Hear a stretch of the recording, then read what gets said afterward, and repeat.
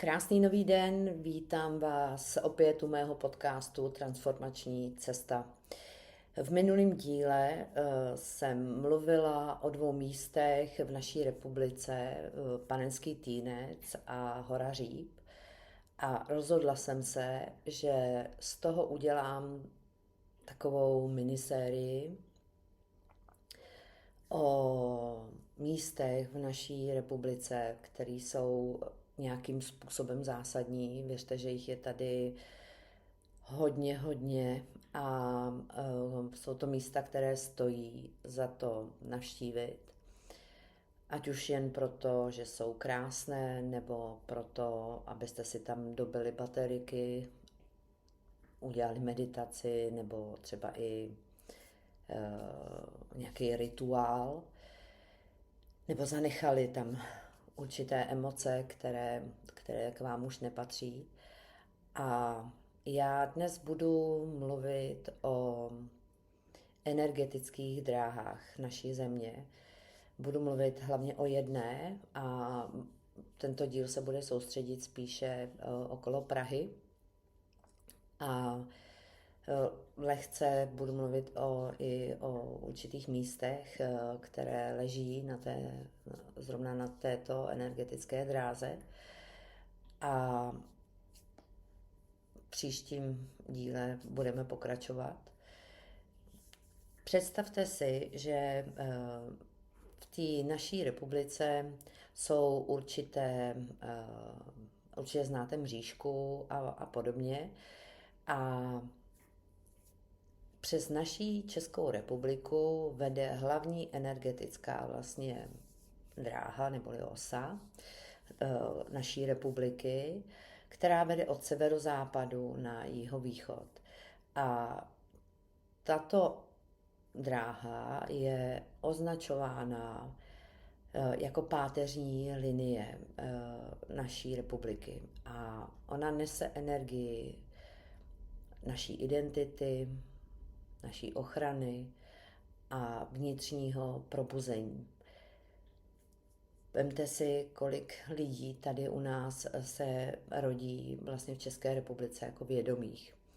A musí si k tomu samozřejmě dojít postupem času, ale zcela jistě spousta lidí to najde tuto cestu. A tato vlastně páteřní linie vede přes Horu Říp, Pražský hrad, přes Vyšehrad a Blaník. Teď bych trošku řekla něco o tom Blaníku. Blaníku se říká také Hora rytířů a jsou to vlastně zalesněné skalnaté vrchy. Máme malý Blaník a velký Blaník a na vrcholu malého Blaníku stojí zřícenina kaple svaté Máří Magdalény a na velkém Blaníku je rozhledna. Právě k tomu Blaníku se stahuje pověst, která říká, že když naše země bude v nejhorší tísni, tak se zazelená suchý dub, který tam je, a pramen pod ním vydá tolik vody, že přeteče studánka, která tam je, a ta voda poteče po stráních dolů z toho kopce a v ten moment se otevře v hoře takzvaná Veřejová skála. A tím se probudí rytíři z hlubokého spánku. Těmto rytířům velí svatý Václav. Tato pověst je vlastně úžasná věc, protože víme, že máme tu ochranu té země a ono to všechno tak nějak hezky navazuje i na ten Panenský Týnec, kde je spojení s Panenkou Marií. A tady vlastně máme Máří Magdalénu a oni jsou symbolem posvátné ženské energie. A hora Říp, zde najdeme tu symboliku té státnosti, stejně jako v této dráze, která vlastně vede přes tu Prahu, Vyšehrad, Blaník a přes tu horu Říp. A je fascinující, jak je to všechno propojený, jak je to v jedné vlastně emoci. A vemte si, že ty energetické linie spojují většinou významná sakrální a přírodní místa. Je to opravdu ty stavby, které tam jsou, tak byly vytvářeny úmyslně na určitých místech. A když mluvím o sakrálních stavbách, tak si pojďme trochu vysvětlit, co tím myslím. Toto pojmenování pochází z latinského názvu sacrum a to znamená v překladu svatý nebo posvátný. Sakrální místa jsou vlastně místa, která byly vyčleněny, řekněme, z těch běžných prostorů, protože z toho městského života, provozu. A tyto stavby byly zasvěceny, řekněme, něčemu, co nás přesahuje, jako je božstvo, vyšší principy, duchovno. A sakrální stavby jsou, řekněme, místa, kam se lidi chodí modlit, kde právě můžete zažívat určitý jiný stavy své vnitřní. A to jsou kostely, jsou to rotundy, chrámy. A když se vrátíme právě k jedné takové stavbě, tak je to Pražský hrad, kde máme i chrám svatého Víta. A ten Pražský hrad, což málo kdo, myslím si, že ví, tvoří magický trouhelník s Vyšehradem a rotundou svatého Kříže. Je to opravdu pražský magický trouhelník.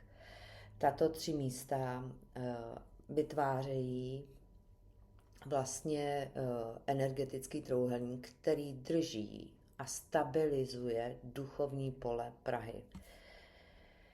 Pražský hrad a zde vlastně představuje řekněme, ten mužský princip, což je ta struktura, řád, vědomé řízení, což v překladu znamená směr a rozhodnutí a vědomé tvoření reality. Pak máte Vyšehrad.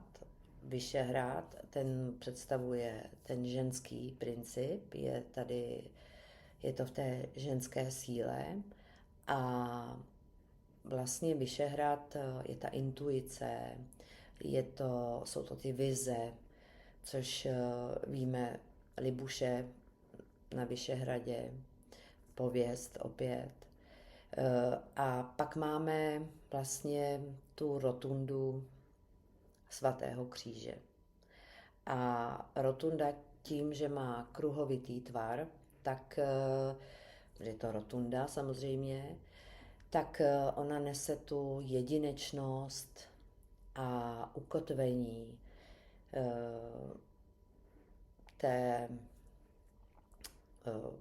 je to vlastně to nekonečno, ta rotunda.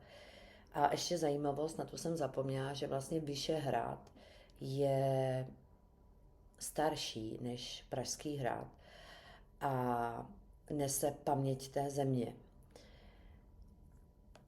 A vrátím se zpátky teď k té rotundě a tím, že ta rotunda představuje tu jedinečnost, je tam ten symbol toho nekonečná, tak je vlastně srdcem tohoto trojúhelníku. Je zde vlastně ta transformace a propojení ženského a mužského principu. Když bych právě třeba s tou Prahou, s tímto magickým trojúhelníkem měla vás poslat na místo, kde třeba ucítíte tu sílu a kde to pocítíte, tak bych vlastně vás poslala třeba na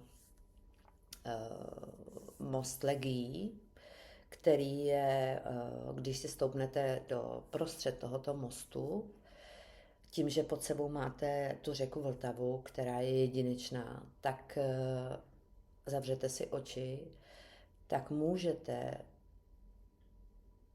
jenom dýchat a nechat, aby vaše emoce, ať už je to nebo vaše myšlenky, ať už vás napadne cokoliv, tak aby to jenom vámi procházelo a aby odešly věci, které vlastně v tom životě vás zatěžují. A ona si to ta voda, která představuje ty emoce, odnese.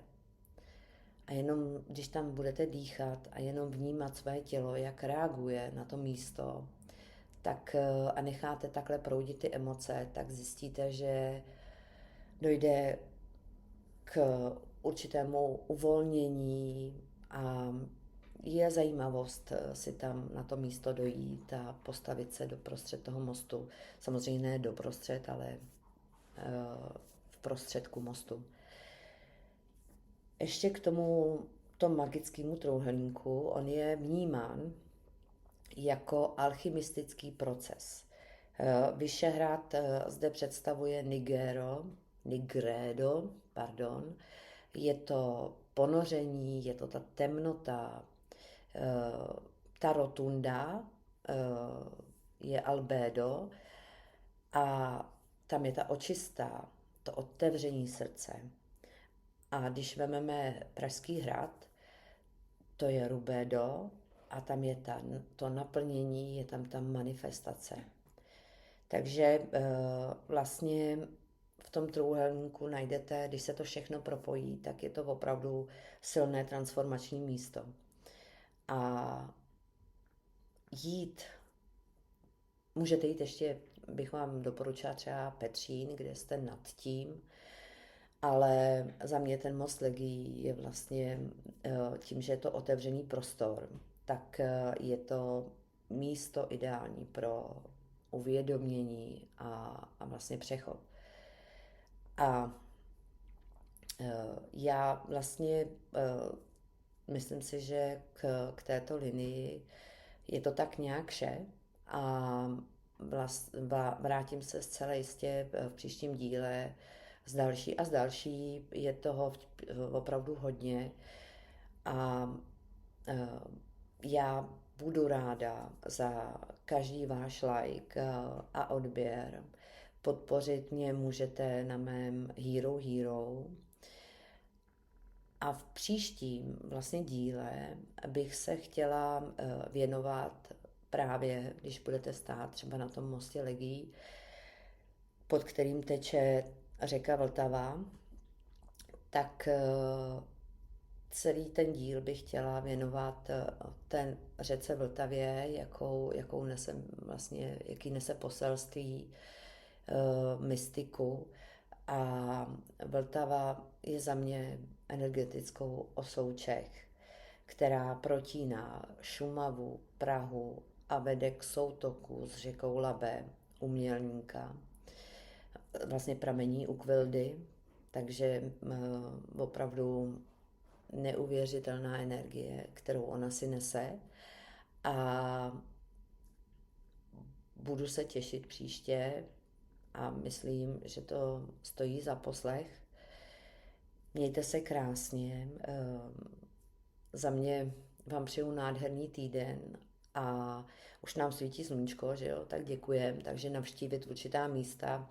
Kdo jste z Prahy, tak prostě jen tak se projít třeba po Vyšehradě po, nebo navštívit tu rotundu, nebo jít se podívat k Pražskému hradu a jen si na chvilku zavřít ty oči a jenom vnímat to místo, co s váma dělá a myslím tím přes vaše tělo, jo, hodně přes vaše tělo tohle jede.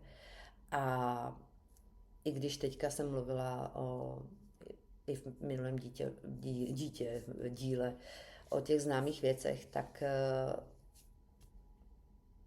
myslím, že o řece Vltavě, kterou berou všichni, jakože je to řeka, tak to bude zajímavý. Takže jo, mějte se krásně a